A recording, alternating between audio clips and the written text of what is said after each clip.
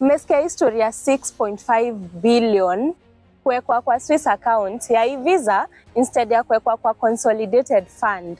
Wacha nikueleze mahali ngori iko. But hata before tufike hapo, tumekuvisualizea vile 1 billion inatoshana. Ndo tukiongelelea mambo za 6.5 billion, uko na idea ya vile hii ndo inatoshana.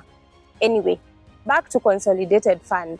So consolidated fund ni kama main bank account ya gava. Ni kama vile uko na main bank account yako. Imagine ni kama pot.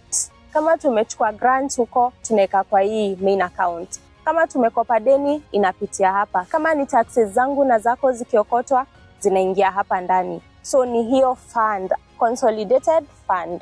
Ni muhimu gava kukuwa na hii consolidated fund kwa sababu ni rahisi sana kumonitor ama kuangalia pesa yenye inatoka, nani anachukua, je anafaa kuchukua, unaona?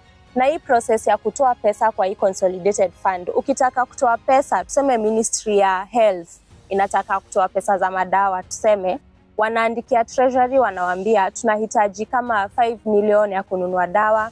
Treasury wanaangalia, kwa budget tuliwekea 5 million.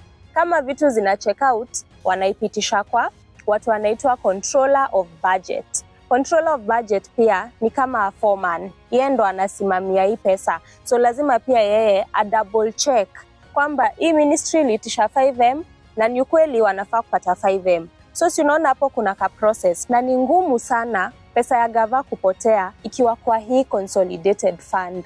Kwa sababu kila time pesa ikitolewa, lazima Treasury waeke risiti, wazieke public, ndo mimi na wewe tuone vile hii pesa inatumika. But kama pesa haingii kwa hii consolidated fund, ni kumaanisha nini? Ni kumaanisha hakuna mtu ana control do, hakuna mtu anajua ngapi iliingia, hakuna mtu anajua kama hii pesa ilienda kwa project, hakuna mtu anaweza ifuata juu hakuna control. So for example, tuseme Kenya imeomba 10 billion, sawa, ya kujenga barabara. Alafu hii pesa haijaingia kwa consolidated fund, imeenda kwa accounts zingine zenye hatuna control. Meaning mtu anaweza kula hii pesa, na akikula hii pesa akose kujenga barabara. Inamaanisha nini? Tuko na deni na bado tuko na barabara ya kujenga. So itabidi gava ituongeze tax, mimi na wewe, ya kulipa hii deni yenye tumeomba, na namba 2 ya kujenga ile barabara juu pesa yenye ilikuwa inafaa kuijenga yenye tunafaa kulipia mtu alishakula.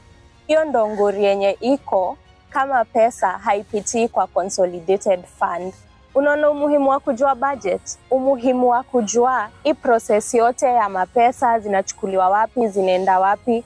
Sahi hatungejua kwa nini ni vibaya pesa kutopitia kwa consolidated fund. Sasa tumeachwa wapi? 6.5 billion imekolektiwa kutoka Visa, hatujui inaenda wapi, hatujui inatumika kufanya nini, na at the end of the day haitusaidii.